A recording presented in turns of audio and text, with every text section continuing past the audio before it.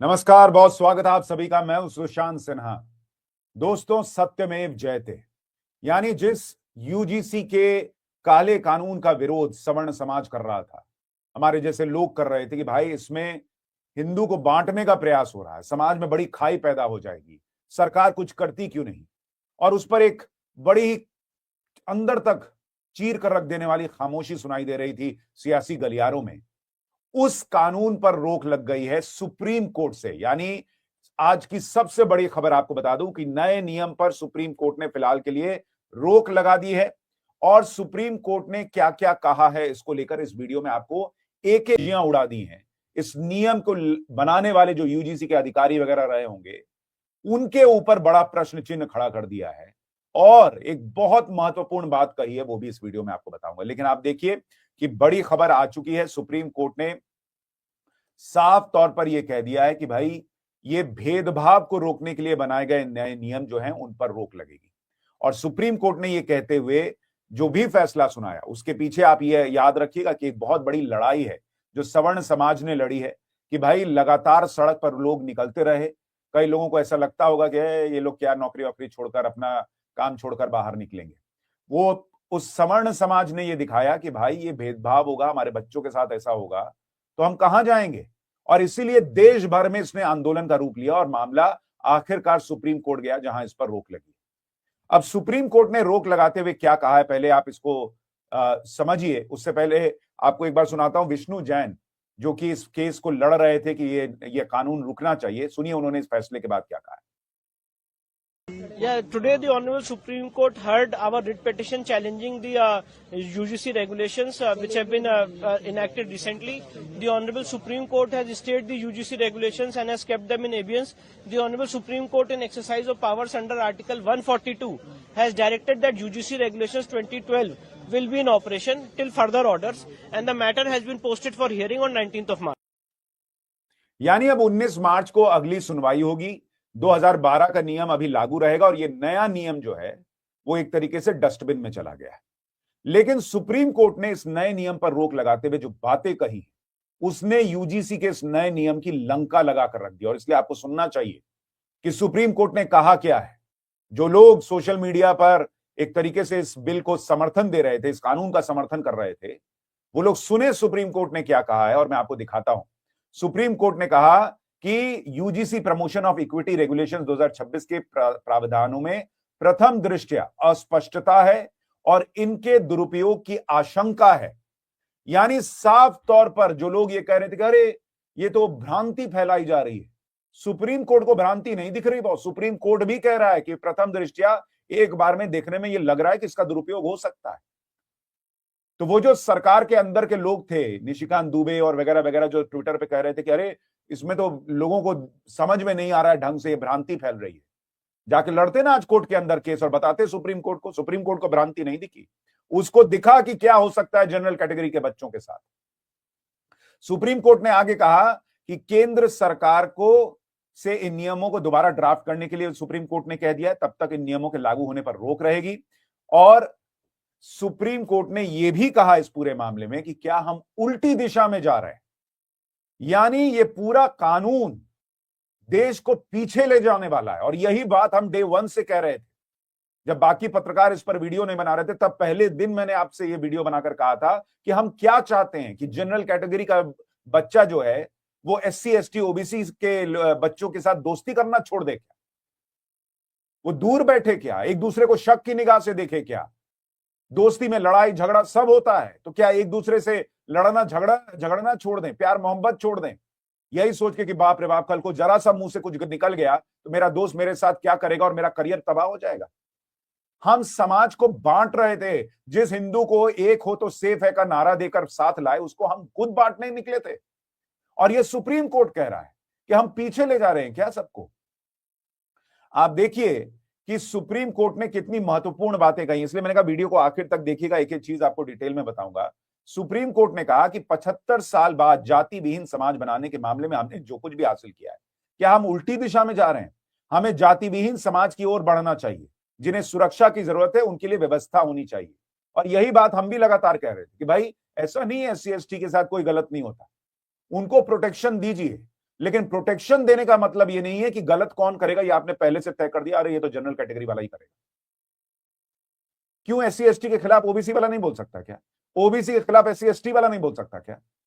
और जनरल का शोषण नहीं हो सकता क्या?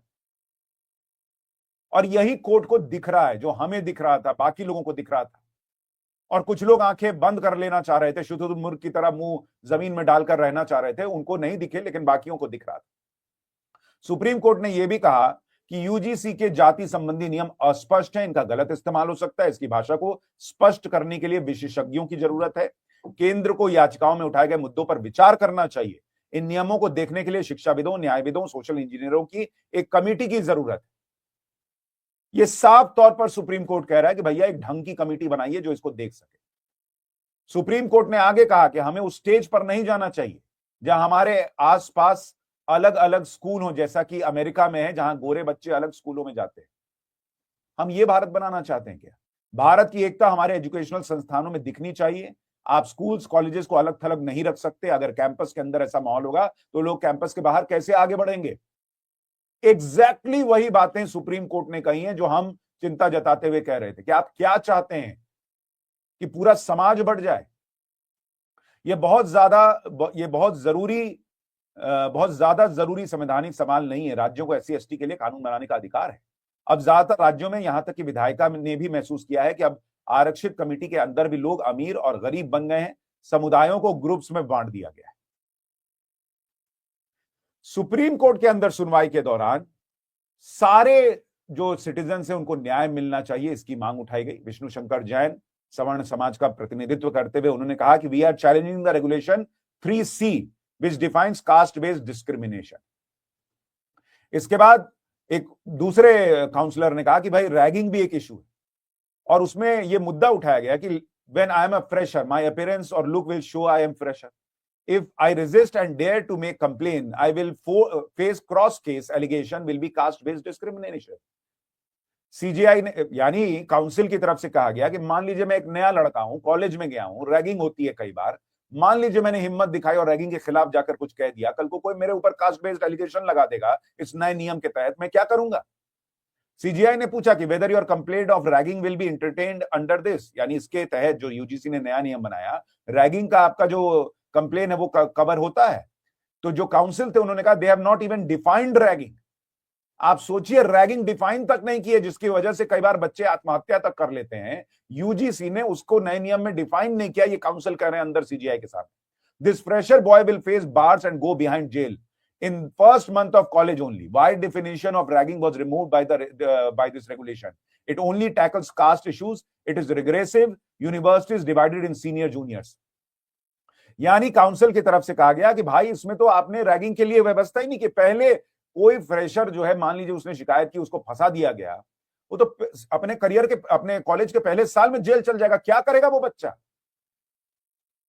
क्या करेंगे हम mother of all deal sign करके अगर हमारा बच्चा जो है वो जेल में पड़ा रहेगा?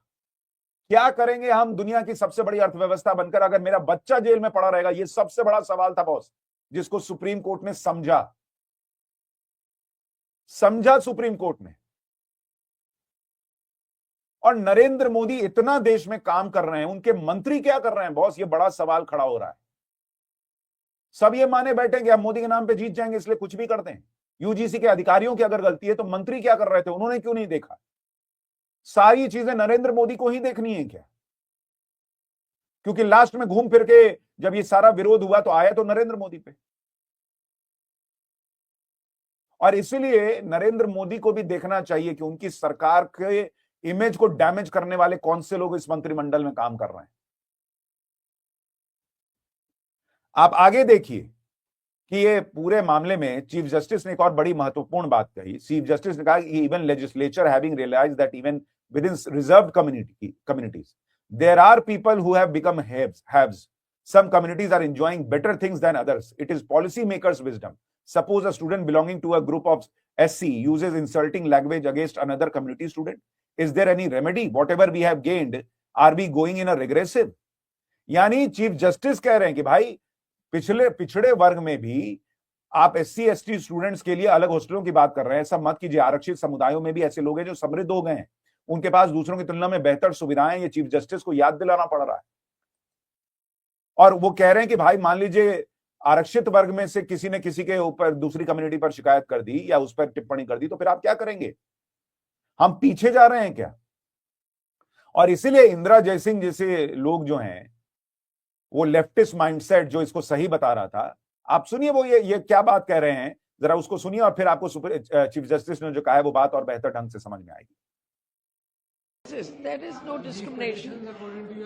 प्लीज बताइए, यहाँ डिस्क्रिमिनेशन होता है स्कॉलरशिप्स में। उनको क्या स्कॉलरशिप की जरूरत है? उनके पास काफी पैसे हैं, हर इंस्टीट्यूशन में उनको एडमिशन मिल रहा है। डिस्क्रिमिनेशन ये असाइनमेंट्स में होता है, उनको कोई डिस्क्रिमिनेशन नहीं है असाइनमेंट्स में। डिस्क्रिमिनेशन अपर सुपरवाइजर से होता है, उनको ये इसके बारे में कोई डिस्क्रिमिनेशन नहीं है। सीटिंग में होता है, हॉस्टल्स में होता है, पीएचडी स्टूडेंट्स को होता है। कहाँ है उनके खिलाफ डिस्क्रिमिनेशन? ये किस बात का हंगामा चल रहा है? मुझे कुछ समझ में नहीं आ रही है बात। कोई प्रोटेक्शन नहीं है इसमें, उनको शामिल नहीं किया गया है। लेकिन अपर कास्ट को प्रोटेक्शन की कौन सी जरूरत है? वो ही तो हमारे सर के ऊपर बैठे हैं, आप सबके सर के ऊपर वही तो बैठे हैं। Religious minorities, ji, but religious minorities like Muslims and other religious. इन लोगों को आप सुन रहे हैं, अपर कास्ट सिर के ऊपर बैठे। किसके सिर के ऊपर बैठे? इनके हिसाब से अपर कास्ट को सब मिल गया, इनके हिसाब से अपर कास्ट में कोई गरीबी नहीं है भाई, सब राजा बने बैठे हैं। जबकि चीफ जस्टिस खुद कह रहे हैं कि भाई जो शोषित समाज है, जो पिछड़ा समाज है, जो SC ST OBC है, उसमें कई लोग जो हैं वो अब समर्थ हो चुके हैं, आर्थिक रूप से संपन्न हो चुके हैं। ऐसा नहीं है क्या? कोई ओबीसी जो है वो संपन्न नहीं है आर्थिक तौर पर, कोई SC ST का संपन्न नहीं है। इस देश में प्रधानमंत्री ओबीसी हैं, उनके मंत्रिमंडल में इतने लोग ओबीसी के हैं, वो संपन्न नहीं माने जाएंगे क्या? और सारे जनरल कैटेगरी के लोग इनके हिसाब से जो है वो पूरी तरह से संपन्न हो गए हैं। यही मानसिकता है जो हिंदू को बांट के इन लोगों ने इस देश में काम चलाया है कि अरे जनरल वाला तो सिर पे बैठा हुआ है। कौन हिसाब से सिर पे बैठा हुआ है बॉस? तिलक तराजू और तलवार, इनको मारो जूते चार, ये डिस्क्रिमिनेशन नहीं होता है। और जो गलत केसेस हो जाते हैं SC ST एक्ट के तहत, वो इनको नहीं दिखता है। करेंगे हम, होता क्या है गलत जनरल के साथ, हमको तो समझ ही में नहीं आ रहा है। और इसलिए सुप्रीम कोर्ट का यह फैसला बड़ा महत्वपूर्ण है। आप देखिए, CJI ने यह भी कहा कि we understand social values and element society is facing, how entire society should grow, how people are going to behave outside campus. If we create this, they must apply their mind. यानी अपना दिमाग लगाने की भी जरूरत है कि हम क्या कर रहे हैं, क्या नहीं कर रहे हैं। Prima facie language of the regulations, there is complete vagueness capable of misuse, some expert may advise remodulation. यानी चीफ जस्टिस ने साफ कह दिया कि प्राइमा फेसी जो भाषा इस्तेमाल की गई है इस कानून में, उसमें वेगनेस है, उसका मिसयूज हो सकता है, और एक एक्सपर्ट कमिटी जो है वो इसको बेहतर ढंग से ड्राफ्ट करे। और इसीलिए इस पूरे मामले में अब कह दिया गया कि 19 मार्च को सुनवाई होगी। फिलहाल इस कानून पर रोक लगा दी गई है। सबसे बड़ी बात यह कि खुद सुप्रीम कोर्ट मान रहा है कि यह कानून जो है वो ठीक नहीं था, पीछे ले जाने वाला था, और इसमें ऐसी चीजें थी जो कि मिसयूज का रास्ता खोलती थी। क्या गलत जनरल कास्ट कह रहा था। लेकिन सुप्रीम कोर्ट से तो यह फैसला आ गया, सरकार से भी उम्मीद थी, और इसीलिए सरकार को एक बेहतर कमेटी बनाकर इन चीजों को सुधारना चाहिए। और ये उम्मीद अब कम से कम हम करें, भाई राहुल गांधी, प्रियंका वाड्रा, फिलिस्तीन पे बोलने वाले सारे लोग चुप थे, जनरल कास्ट पे कोई बोलने को तैयार नहीं था। ये लोग कम से कम अब इसका ये मुद्दा ना बना दें कि भाई SC ST OBC के साथ देखो अन्याय हो गया। हिंदू को हिंदू के खिलाफ खड़ा करने का ये हथियार ना बन जाए फैसला, बस यही उम्मीद की जा सकती है। आपकी राय क्या है, कमेंट करके जरूर बताइएगा।